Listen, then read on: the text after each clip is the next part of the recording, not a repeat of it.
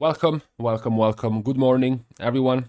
Some of you, good afternoon, perhaps even good evening. What we're going over today is something I missed talking about in the last few days because, the attention was somewhere else recently. This piece of news sort of flew under the radar, right? I was also busy recording and then cutting footage from the new world, which has gotten really big right now.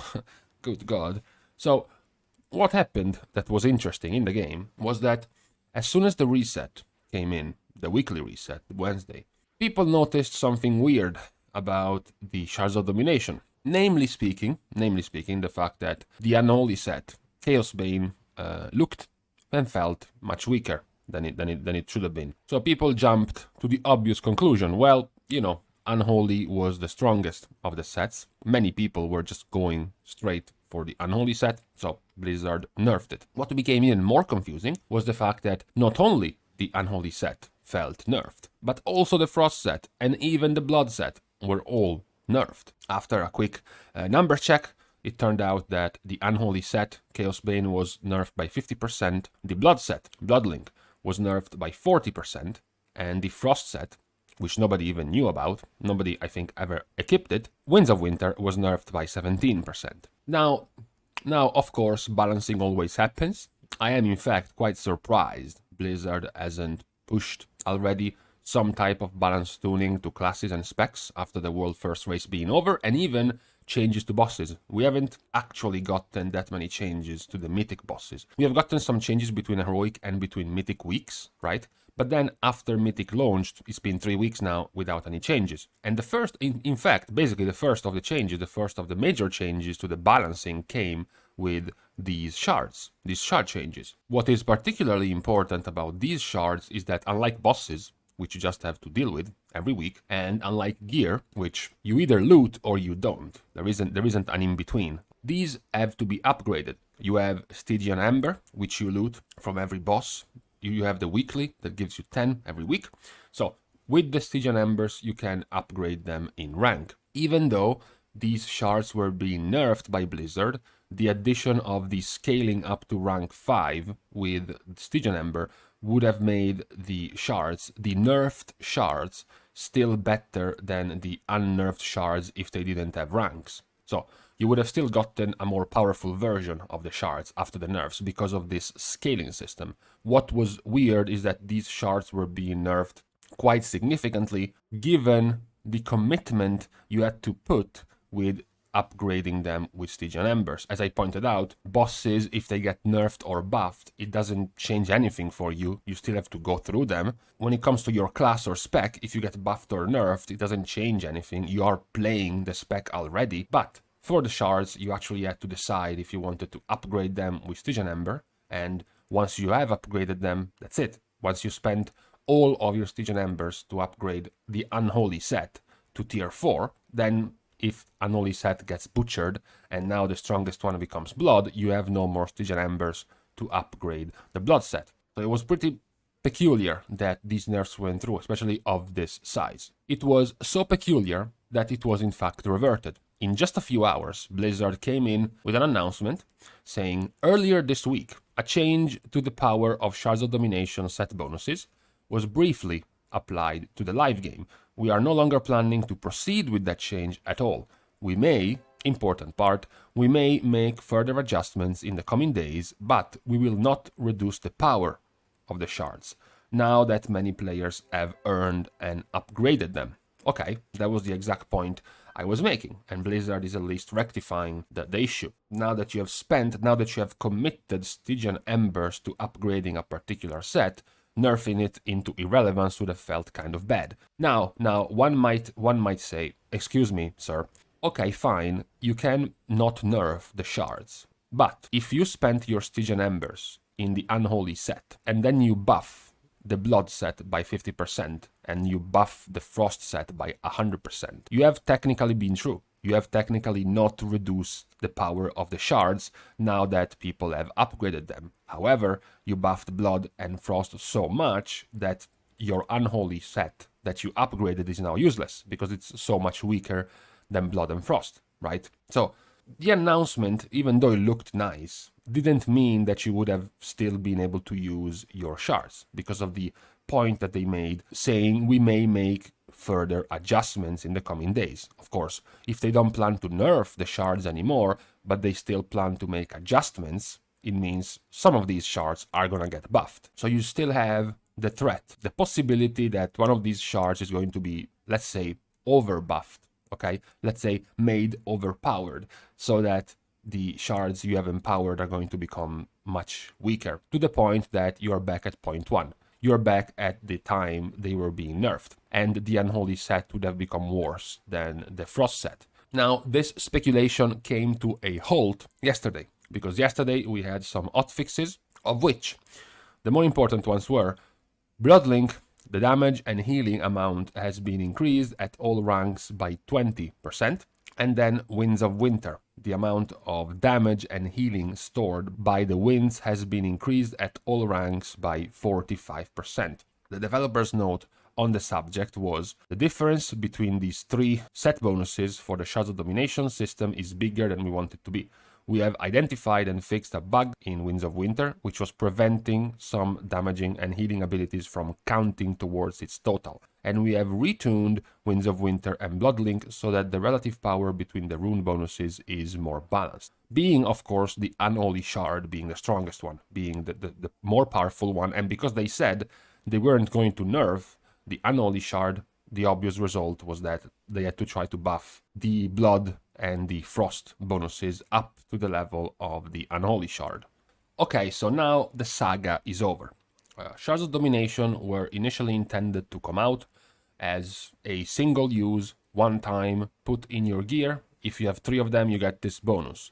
Then this was extended. They added multiple ranks. Up to rank 5, they added Sygian Embers into the game so you could upgrade the level of the set bonus. This level of the set bonus improved the power of the shards significantly. It tripled it in its power. So what we had before as a small, somewhat interesting borrowed power became much more interesting to your character. You know, the Unholy Shard, when it procs, it can give you up to 900 primary stat, which is a massive amount. This skyrocketed the power of these shards. It made them more or less on the level of a legendary.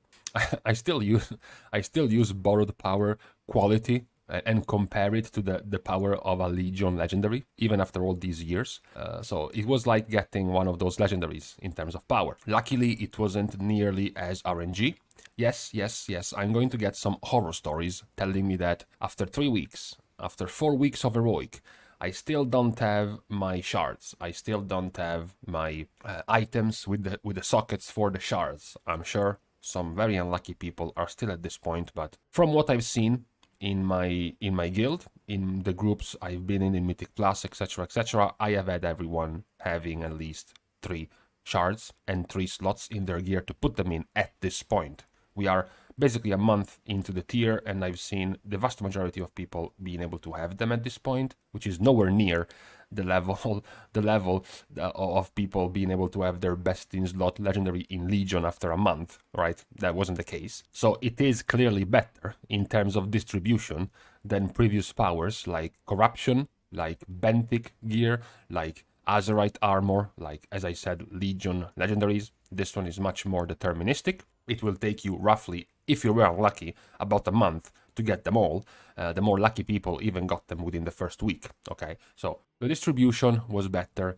I think, given what we have seen, given what transpired, I think Blizzard didn't think it through when they added the scaling. So the power set release were kind of disappointing, right? So Blizzard had to come out with an idea. As usual, time gating, giving you a little bit of this every week until eventually you can finish, right? To keep you to play more is a classic addition to the game. So they decided for that part, but then the scaling element of the shard was very, very powerful. I think they didn't quite think it through in terms of power. To the point that, of course, they wanted to nerf them, because they were like, shit, we gave these shards scaling, but now they are scaling way too much, they are way too powerful. We have also kind of messed up our scaling in the raid, and the difficulty of the later bosses isn't actually that difficult, they are just gear checks. So these Shards of Domination not only are a little bit too powerful, but they are even making the raid more easy than it should. All of the later bosses will not be nearly as difficult as Sludgefist, Stone Legion, and Denatrius compared to Castonatria, right? Compared to the old raid. So we're gonna nerf these shards because they are helping the players too much. And then people of course got pissed because they're like, dude, I spent 3 weeks worth of Stygian Embers to buff Unholy and you just cut it by 50%. That's shit. So they gave up on it and they brought Bloodlink and Winds of Winter at the level of Unholy, which effectively for them changes nothing because everyone before was using Unholy and instead now they have the option to go Blood or Frost with the same power. So it's not that they are making the raid stronger. Instead of having 20 people with the Unholy set now, you might see 10 people with the Unholy set, 5 with the Frost set, and 5 with the Blood set, the power remaining more or less the same. I just find it interesting though, or rather worrying or confusing actually, because how do you go in the span of a few hours from nerfing Bloodlink by 40% to buffing it by 20%, from nerfing Winds of Winter by 17% to buffing it by 45%. That is basically a 60% damage swing you're giving the power, right? It's kind of weird, especially given that these shards have been on the PTR, they have been tested, and it was known that the Unholy set was the strongest. Simulations were actually already out on the PTR about these shards. Even, okay, you can give them some slack, which is something they brought onto themselves.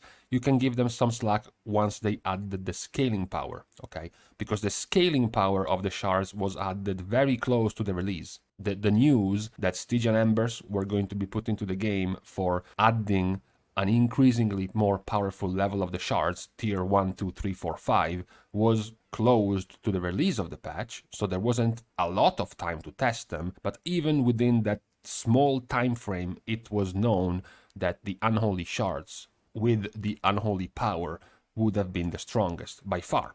And it took 3 weeks to deal with this. And initially the choice was bad, because the choice of course was fucking nerf it to the ground. So at the very least, in the end, we get something that the player base asks a lot of times, which is rather than nerfing the strongest one to the level of the weaker ones, why don't we just buff the weaker ones to the level of the stronger ones, right? This is, in this case, it is simpler, it is easier to do, because if, for example, I'm being very broad here, if the Unholy Shard gives you 1000 DPS and the Blood bonus gives you 500 and the Winds of Winter Frost bonus gives you 300, you can just buff the 300 DPS to 1000, you can buff the 500 DPS to 1000, so all three of them are at 1000. You're not making the group stronger, you're not making the raid bosses easier to defeat, because as I mentioned, everyone was using the 1000 DPS Unholy before. The only thing that changes now is that you have given them variety. You're giving them multiple options to choose. The final result is that these bonuses they will choose will still do 1000 DPS, but instead,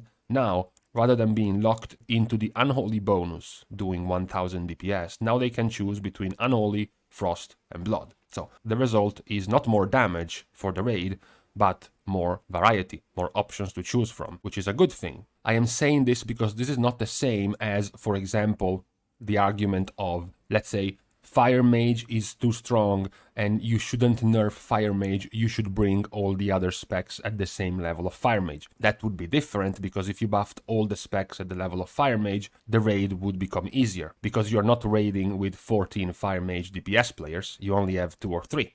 Which means if you're buffing the damage of the remaining 10 or 12, the overall damage of the raid will of course go up. In this case it won't, because you only had one option to begin with. You can only use one set bonus to begin with, which means even if the Blood and the Frost bonuses get buffed, they still go to match the power of the Unholy bonus, which you were using to begin with. So this is a good type of buff. This is a good type of let's buff all the other options at the same level of the strongest one, rather than just nerfing the strongest one down. This is a good example. This is a good solution. So it took a while to get here. It took some convoluting events of nerfs and revert of the nerfs into buffs to get to this point, but at least now the result, I believe, is satisfactory. All the 3 set bonuses, the 3 bonuses of the shards are going to be pretty strong right now. It's going to give you some choice now. You have some more variety in the option of these shards. So I think it's a better result. Again,